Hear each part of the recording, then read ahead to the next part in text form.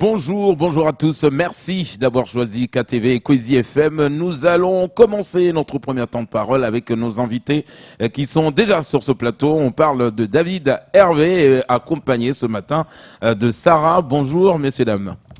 Bonjour, bonjour tous les deux. Alors, on va revenir un peu sur ce sport, parce qu'en ce moment, on parle beaucoup de sport à Mayotte, et notamment du raid multi-activité, David. On sait qu'il y a eu une formation récemment avec 12 stagiaires. Parlons d'abord de sport, peut-être expliquer un tout petit peu ce que c'est un sport de nature, d'abord. Alors effectivement, peut-être avant de vous parler quand même des sports de nature, vous dire dans quel cadre s'organise cette formation. Donc c'est une formation dans le cadre de la Commission de la jeunesse du sport de l'océan Indien. Vous savez que tous les 2 ans, nous avons les compétitions pour les jeunes, jeux de la CGSOI, et dans l'intervalle, nous avons des formations qui sont proposées par les différents pays membres de la CGSOI. Et donc cette année, nous avions décidé avec ma collègue Marie-Claire Lombard, lors de la réunion des experts aux Seychelles, de proposer une formation autour des sports de nature. Faut savoir également que les formations proposées sont en général des formations sport ou des formations jeunesse. Et nous avons fait le choix de faire une formation jeunesse et sport, trouvant la dissociation un petit peu maintenant barbare, tout simplement. Ouais. Et donc, nous avons donc présenté cette formation autour de la jeunesse et du sport dans les accueils collectifs de mineurs que pourra vous présenter Sarah, avec des activités de pleine nature. Alors, c'est difficile de définir effectivement ce que sont les sports de pleine nature, parce que quand on parle d'escalade aujourd'hui, on pourrait dire que c'est de la pleine nature, bien évidemment, sauf qu'on n'a plus un seul mur d'escalade naturelle. J'entendais dire encore qu'il y avait un projet de mur d'escalade. Quand on parle de sites de kayak, on n'a plus aujourd'hui un seul site de kayak naturel. Ce sont des sites artificiels qui permettent de mieux connaître la rivière, finalement, techniquement, d'être plus fort. Donc en fait, on va dire que c'est une activité qui se déroule dans un milieu naturel, qui n'a pas été modifié, et qui permet aujourd'hui de découvrir notre île, qui est celle de Mayotte. Et peut-être pour rebondir sur ce qui a été dit sur différentes informations à Vaïbé, nous, on est aujourd'hui extrêmement désolé de voir la nature terrestre de Mayotte avec des feux de forêt en permanence. Et donc c'est un peu notre lieu d'activité aujourd'hui avec Sarah sur cette formation ACM. Alors une formation pour les jeunes, on sait qu'on le disait tout à l'heure, donc ils étaient une douzaine. Ça leur permet de faire quoi? C'est-à-dire est-ce qu'aujourd'hui ils ressortent avec un diplôme? C'est quoi le but de cette formation?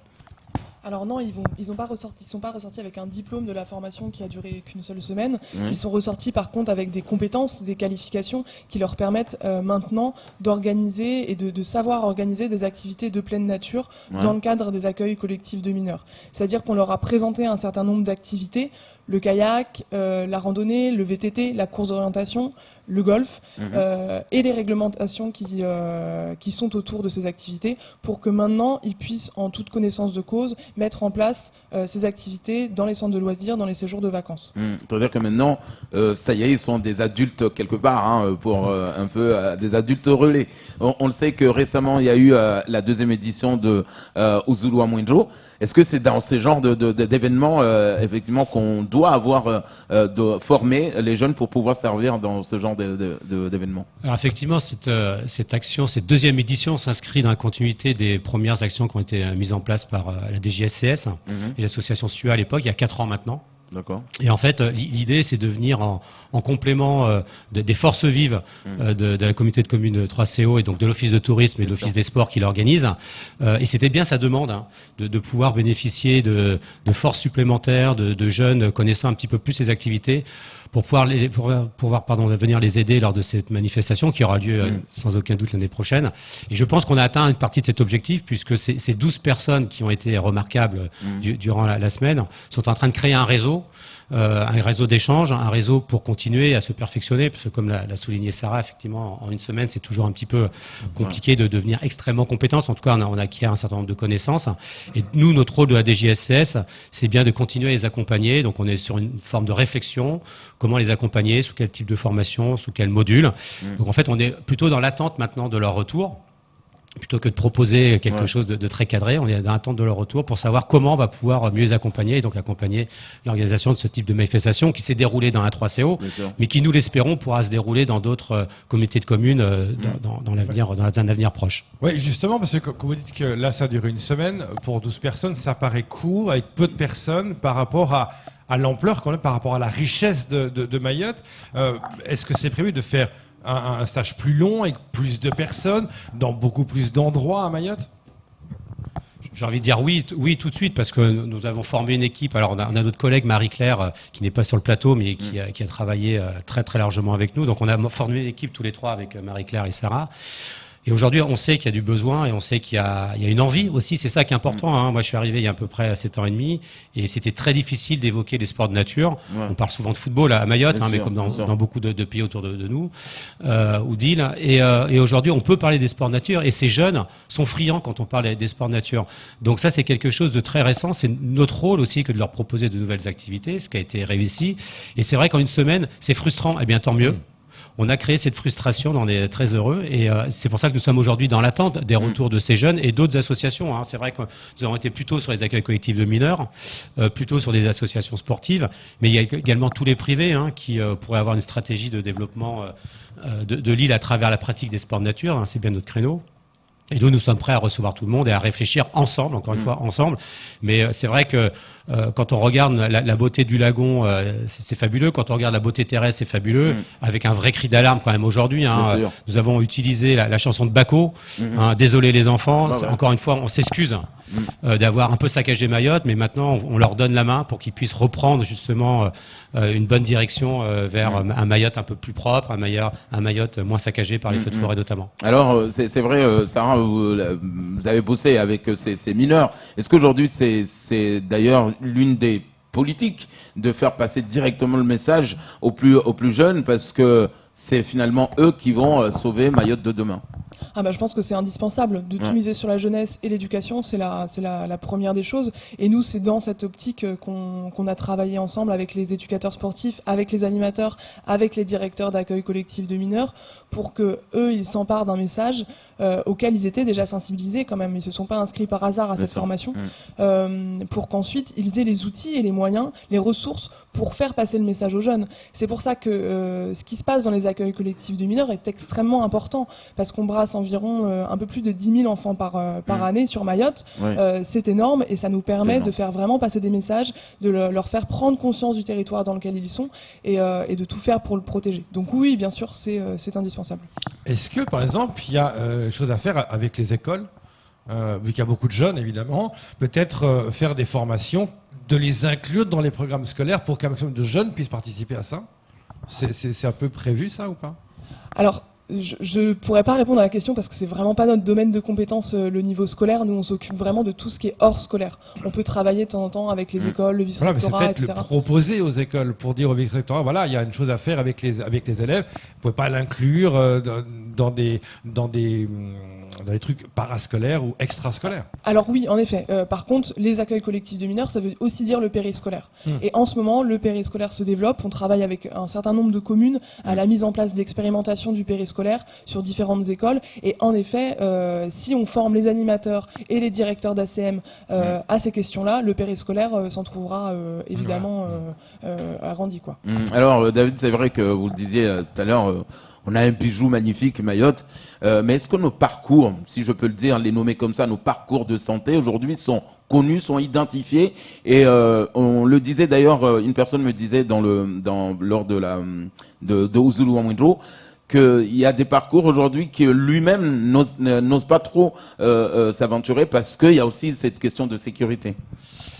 J'attendais la question. Hein. La sécurité, on y revient toujours. Alors, c'est vrai que nous, qui sommes quand même beaucoup sur la partie terrestre, je ne vais pas dire qu'on ne s'inquiète pas de la sécurité, ce serait faux de dire ça. Toutefois, je pense qu'à partir du moment où on va réinvestir notre terrain, on prendra la place des autres. D'accord. Voilà. Les parcours santé, on a travaillé effectivement, c'était à l'époque avec François Gazana de la société Maïko, sur ce parcours de la Pointe Mabou. On voit aujourd'hui ce qu'il en est. On avait la problématique de délinquance, on avait une problématique de chiens errants. Aujourd'hui, ça n'existe plus, je touche du bois. Il y a beaucoup de gens, des coureurs, des marcheurs, des enfants, des personnes âgées, des personnes en situation de handicap, etc. C'est investi. Quand on voit ce qui a été fait également du côté de Passamenti, c'est la même chose. Donc ça veut dire que quand on construit un parcours santé, il y a de suite une effervescence autour de ces parcours. Ça veut bien dire que si on continue à ouvrir les chemins sur Mayotte, si on continue à aménager, on va dire, les territoires naturels, on aura cette population qui viendra parcourir les différents sentiers. Nous avons fait l'expérimentation sur un terrain privé et il faudra quand même qu'on remercie l'ensemble de nos partenaires ce matin. On s'est aperçu que En ouvrant ces chemins, donc on a pu faire du VTT, de la course d'orientation, nous avons reçu Chiconi FM, et je garderai en mémoire ce mercredi où il pleuvait des trompes d'eau. Quand je pose la question à un jeune homme de 14-15 ans, j'ai dit alors c'était comment le VTT? Il me dit ah, c'est nul, c'était trop court. Des trompes d'eau tout l'après-midi. Je dis, c'est pas grave, tu reviendras. Oui, je reviens en décembre. Alors, c'est vrai qu'aujourd'hui, la pression est sur la directrice de Chiconi FM parce que lui, il a prévu de revenir en décembre. Les conditions étaient vraiment exécrables. Hein. Que ce soit les enfants ou que ce soit les accompagnateurs ou que ce soit les éducateurs, les stagiaires, ce que vous voulez, tout le monde était dehors, sous des trompes d'eau, très heureux de pratiquer ces activités. Donc, oui, continuons à ouvrir les chemins. Continuons à ouvrir les sentiers, continuons à ouvrir les parcours santé. Nous irons bien évidemment dehors et donc si nous sommes nombreux, nous avons moins de risques effectivement de se faire entre guillemets agresser. Une question, Léo? Non, mais c'est très, très intéressant vraiment au niveau de la sécurité. Parce que c'est vrai que la pointe Mahabou a été un peu délaissée. Maintenant, ça revient heureusement. Mais d'un autre côté, si vous faites d'autres parcours et que vous laissez les gens y aller, il n'y a pas un risque quand même d'insécurité qui risque de revenir. Parce que c'est toujours ça le même problème qui est assez récurrent quand même. Que faire vraiment pour s'insécuriser à 100%? Le risque zéro n'existe pas. Hein. C'est vrai que nous serions heureux de dire voilà, il n'y a pas de risque d'aller là où nous souhaitons aller. Maintenant, je pense que le nombre peut effectivement arrêter les délinquants. Quand on regarde ce que proposent certaines associations, par exemple comme les naturalistes, ils sont quand même nombreux. Quand on se propose Amired Rando, ils sont quand même nombreux.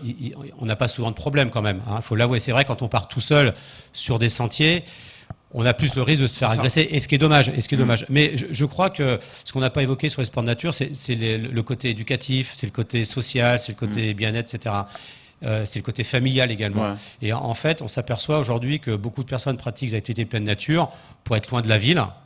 Et finalement, ils se retrouvent dans un endroit où ils sont presque aussi nombreux qu'en ville. Mais en tout cas, ils se retrouvent dans un univers de bien-être, de sérénité, etc.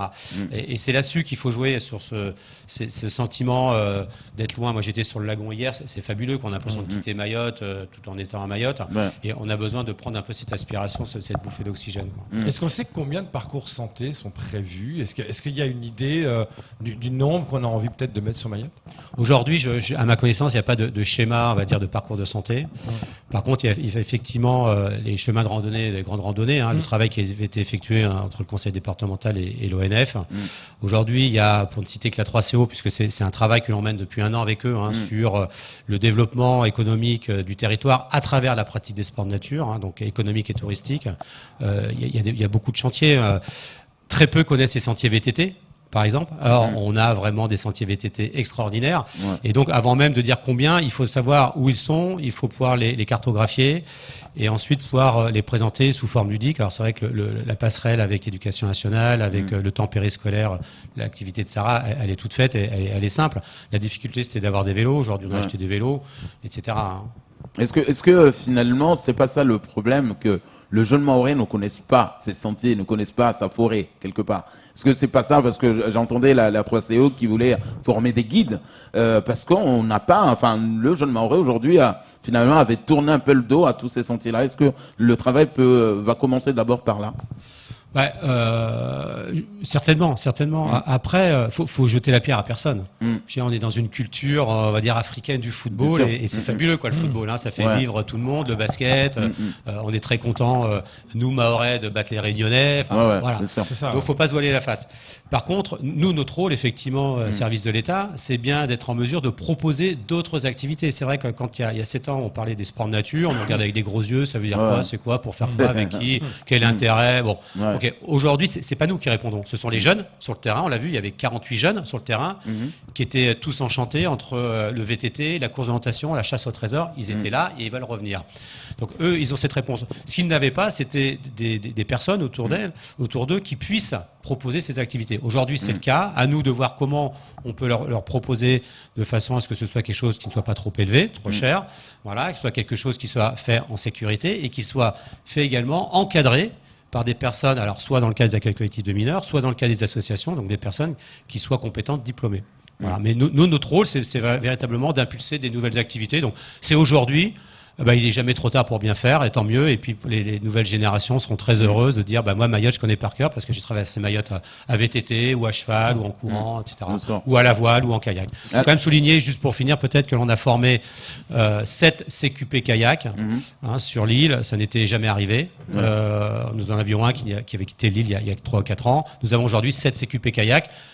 Des Mahorais à 100%, donc c'est une vraie réussite. Nous avons des formations autour de la plongée, autour de la natation, avec également des Mahorais, donc c'est quand même plutôt encourageant. Et ça veut dire que les Mahorais souhaitent investir ce type d'activité. Et ça, c'est nouveau. Alors là où il y a eu cette formation d'une semaine, vous le disiez, Sarah, est-ce qu'il y a d'autres formations prévues au cours de l'année ? Alors, dans le cadre de la commission jeunesse et sport de l'océan Indien, non, parce qu'une formation comme celle-ci, ça coûte cher, c'est beaucoup d'organisation. Et surtout, ça doit être... une semaine, ça coûte cher. Ah oui, ça doit être validé par la commission jeunesse et sport de l'océan Indien à la réunion des experts.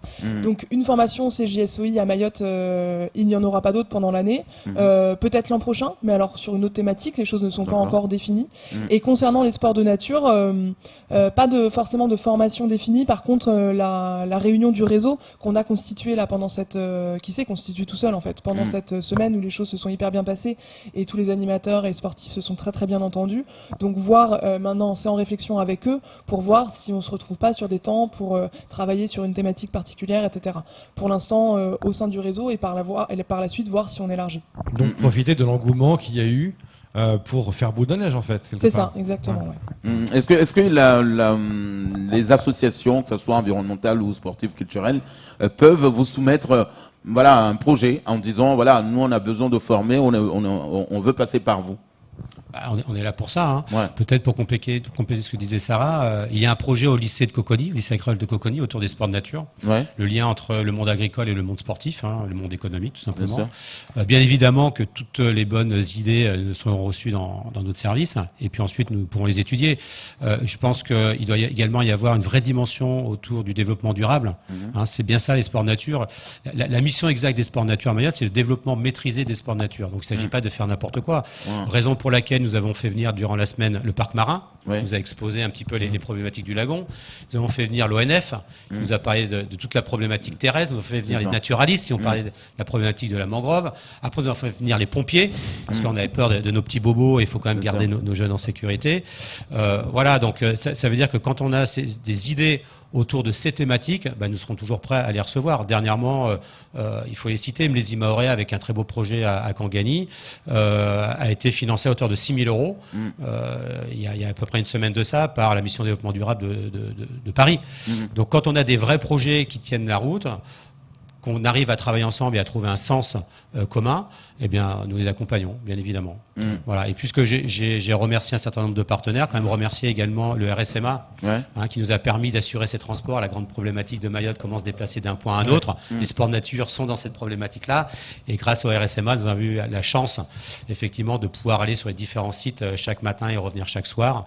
Donc, un grand merci au chef de corps et à son équipe qui a été présente. Et puis, remercier aussi Baïdja, qui nous a accueillis sur son terrain privé, qui nous a fait découvrir la CO, la co-orientation et le VTT. Et puis j'espère n'oublier personne, la communauté de communes 3CO, l'Office des sports, l'Office de tourisme, Sarah, Marie-Claire, Chiconi FM. Chiconi FM. On nous a apporté tous les enfants le mercredi après-midi sous les trompes. Et puis nos collègues des crêpes, le crêpe de la Réunion avec lequel on travaille beaucoup, Thierry Poix notamment, et puis Aziz Chlé qui était du pôle de ressources nationales des sports de nature de Vallon-Pont d'Arc, donc le collègue de Métropole. Donc les remercier tous et toutes pour cette belle semaine de travail. Et puis l'hébergement quand même, le gîte. Le gîte du Mont-Compagnie et le relais forestier qui nous ont accueillis pendant une semaine. Cool. Le restaurateur, vous dire que en fait la stratégie c'est organiser une formation au sein de la 3CO avec des personnes issues de la 3CO. En fait, tous ont pu bénéficier de cette économie autour de la formation sport nature. Donc merci vraiment à tous les partenaires. Et d'ailleurs, juste pour finir avec ça, est-ce qu'il y a des jeunes qui finalement n'ont pas pu suivre la formation et qui aimeraient rapidement qu'il y ait une autre formation Oui, on avait C'est-à-dire que vous ne pouviez pas accepter tout le monde. On avait un nombre précis de personnes qu'on pouvait accueillir pour des raisons financières et de groupe, tout simplement. Et on avait on a eu une liste qui a dépassé le nombre qu'on pouvait accueillir. Donc oui, il y en a qui ont été un peu frustrés et qui n'ont pas pu participer à la formation, malheureusement. Malheureusement, on peut le comprendre aujourd'hui. Ils sont un peu tristes de voir qu'ils n'ont pas pu partager ces moments-là avec leurs collègues. Donc, un petit clin d'œil à Madar, puisqu'il a été déçu de ne pas avoir été retenu, mais bon, on se connaît bien depuis longtemps et qui se rassure, en direct, Queasy, on fera une formation, il sera invité. Bien sûr, Madar que nous invitons tout le temps, hein, donc voilà. Ben, merci beaucoup Sarah, merci beaucoup Hervé d'être venu nous parler de cette belle aventure qui continue. C'était tout pour ce temps de parole.